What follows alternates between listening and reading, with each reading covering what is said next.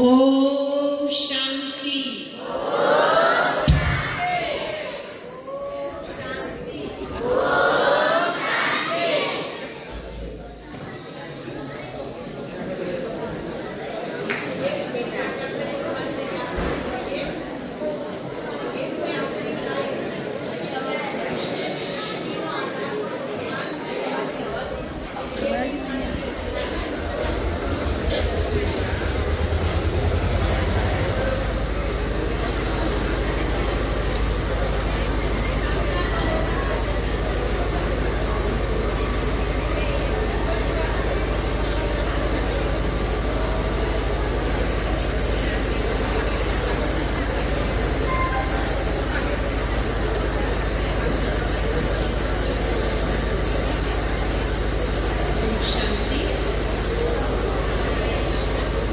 परम पिता परमात्मा ना प्यारा आप सौ माटे विशेष छेक कड़ी थी पहुंचेला एवा दामिनी बेन, कलोल थी पहुंचेला दामिनी बेन, आप सौने विशेष संकुल ની અંદર पिता तुल्य प्यार આપના અને વડીલોના દીકરા બની પાલના કરનાર ટીનાબેન અને આજે પવિત્ર શ્રાવણ માસના છેલ્લા દિવસે પહોંચેલા બા અને દાદા, સભાની અંદર ઉપસ્થિત આપ સૌ વડીલો, યુવાનો, નાના ભૂલકાઓ, બ્રહ્માકુમાર અને બ્રહ્માકુમારી ભાઈ બહેન, આજ વિશેષ અમારા દાદી પ્રકાશમણીજી જેમણે 1969 થી લઈને 2007 સુધી આ વિશ્વવિદ્યાલયનું શ્રેષ્ઠ સુકાન સંભાળી અનેક આત્માઓની જ્યોત જગાવી ભાવના નિમિત્તે આજ આપણે નવો ઉમંગ, નવો તરંગ એ વિષય માટે આજ આપણે અહીંયા ભેગા થયા છે. આપણે હમણાં થોડીક મિનિટ પહેલા આપણે ગીત સાંભળ્યું, જે ગીતની અંદર બહુ સરસ સરસ શબ્દો હતા અને એ શબ્દો યુવાનોને પોતાની યુવાની ધનગતની બનાવવા માટે, આધ્યાત્મિક બનાવવા માટે, શ્રેષ્ઠ બનાવવા માટે યુવાનીને એક ઊંચા લેવલ પર પહોંચાડવા માટેનું ગીત હતું. આપ સૌ યુવા ભારતના ભાવિ કર્ણધારો છો.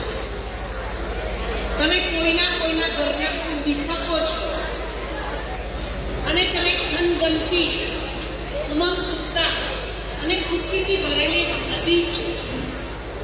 અને નદી જ્યારે પર્વત ઉપરથી આવતી હોય ત્યારે ખૂબ જ ઉત્સાહ, ખૂબ જ ખુશી હોય અને એ સમય એટલે યુવાનીનો સમય. અને એ યુવાનીનો સમય આદર્શ બને, શ્રેષ્ઠ બને એટલે આજે આપ સૌની પાસે પહોંચ્યા છે. તમારી પાસે જીવતું જાગતું પ્રેક્ટિકલ ઉદાહરણ આપણા મહેન્દ્રસિંહ કાપુ છે, જે 10 વર્ષની નાની ઉંમરે આ વિશ્વવિદ્યાલય જ્યારે લવાલ ગામમાં ચાલુ કરી તે વખતે રેલી નીકળવાની હોય કે ક્લાસ હોય, ઝંડો લઈને અમારી સાથે સાથે પરમાનન્ટ હતી.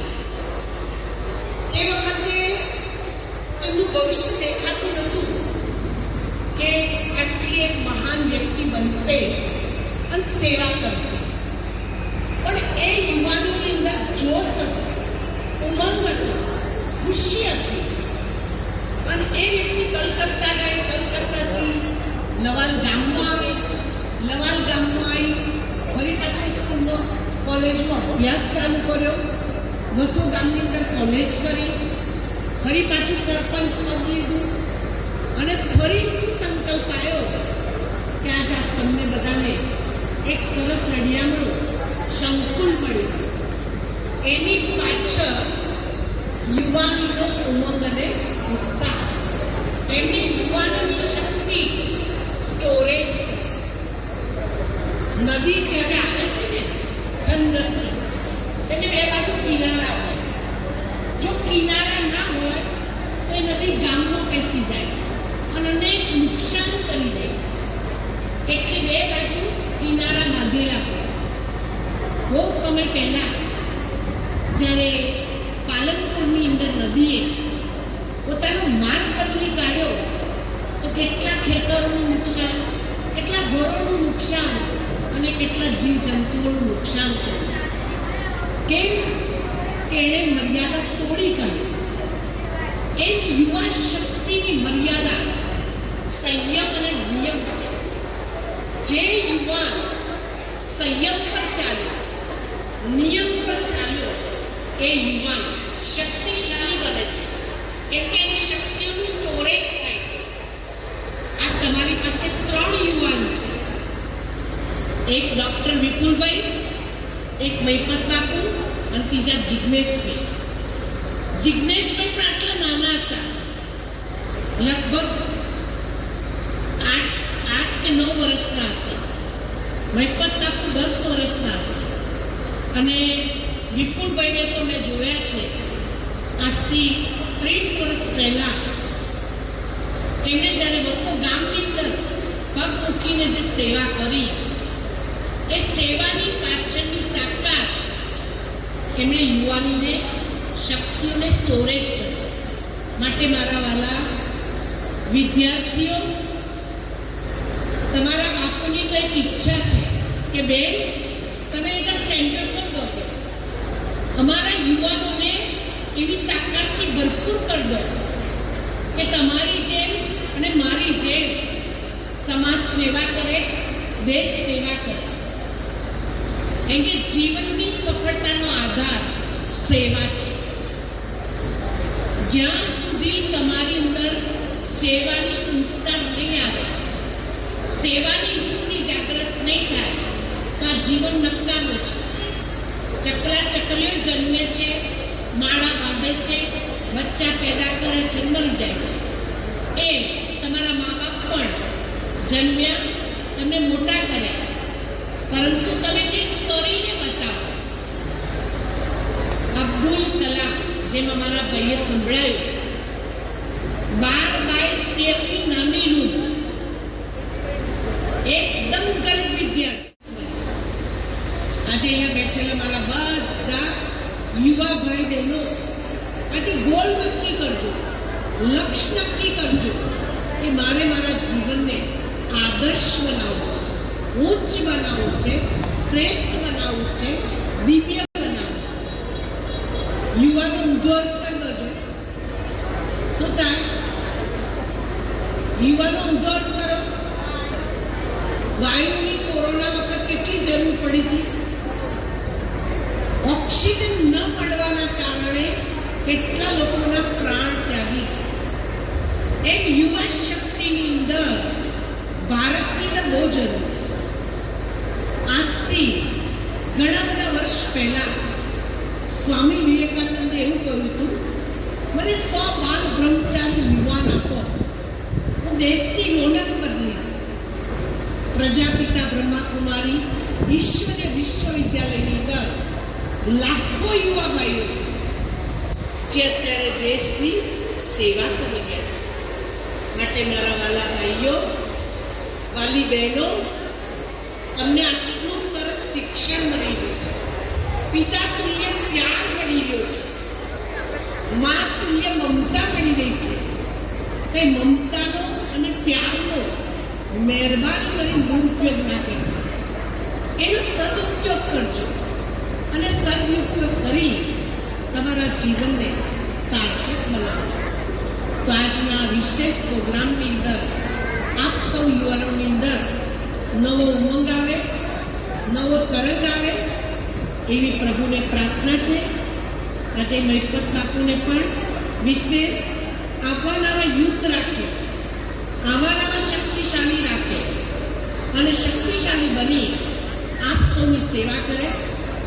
સાથે અમારા ડૉક્ટર વિપુલભાઈ એ પણ એવા યંગ રહે, એવા શક્તિશાળી રહે અને એમને પણ ભગવાન એમના હાથની અંદર એટલી જસ રેખા આપે, જેને પણ ઇન્જેક્શન મૂકે એને ફરી એમનું પગથિયું ચડવાનું મન ના થાય એવી ભગવાન એમને હાથની અંદર શક્તિ આપે. અમારા જિજ્ઞેશભાઈ, એમને હાથ નીચે તો હજારો સ્ટુડન્ટ છે, કેમ કે Nadiad vision English medium school છે જે 8 થી લઈને 12 ધોરણ સુધી, પીપલગની અંદર પણ ઇંગ્લિશ મીડિયમ સ્કૂલ છે 8 થી લઈને 12 ધોરણ સુધી, જ્યાં હજારો તમારા જેવા યુવાન ભાઈઓ તૈયાર થઈ ગયા છે. તો એમની પ્રેરણાથી પણ અનેક યુવાનો શ્રેષ્ઠ બને, આદર્શ બને એવી આજના શુભ પ્રસંગે, દિવ્ય પ્રસંગે ભગવાનને પ્રાર્થના છે. બા ને દાદા આજ પવિત્ર શ્રાવણ માસના છેલ્લા દિવસે એક મહાયજ્ઞની અંદર જોડાયા. દુનિયાની અંદર આજે ચારે બાજુ શિવ મંદિરની અંદર હવન ચાલી રહ્યા છે, યજ્ઞ ચાલી રહ્યો છે.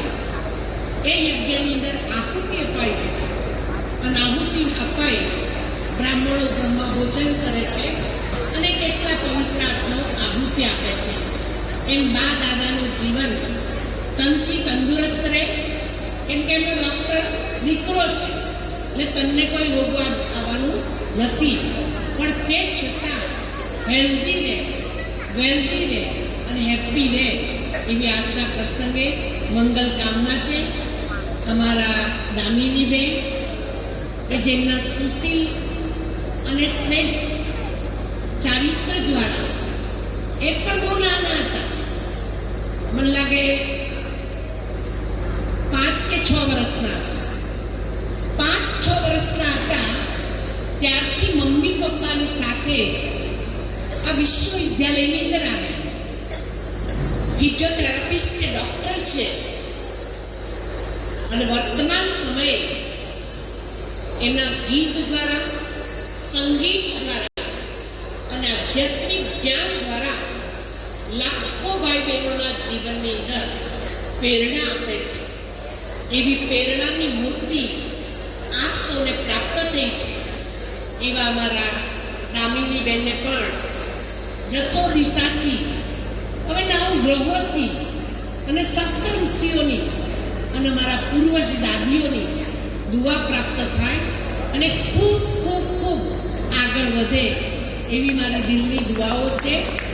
આપ સૌ વડીલો અને સ્પેશિયલ આજે આમંત્રણ અને નિમંત્રણને માન આપીને પહોંચેલા સર્વ મારા બંધુઓ, માતાઓ અને ભાઈઓને પણ ભોલાનાથ ભગવાનની અસીમ કૃપા. ભોલાનાથ ભગવાને કહ્યું છે કે જે બાળક જે દિવસથી મને ઓળખી લેશે, હું બહુ બોળો છું અને એટલો બોળો છું, ખાલી મને દિલથી જ મેરા બાબા કહેશે અને મારું બધું જ આપી દેશે. એટલે મારી સાથે તમે બધા બોલો, દિલ સે કહો, દિલ સે કહો, દિલ સે કહો મેરા, દિલ સે કહો ઓમ શાંતિ. ખૂબ ખૂબ આશીર્વાદ.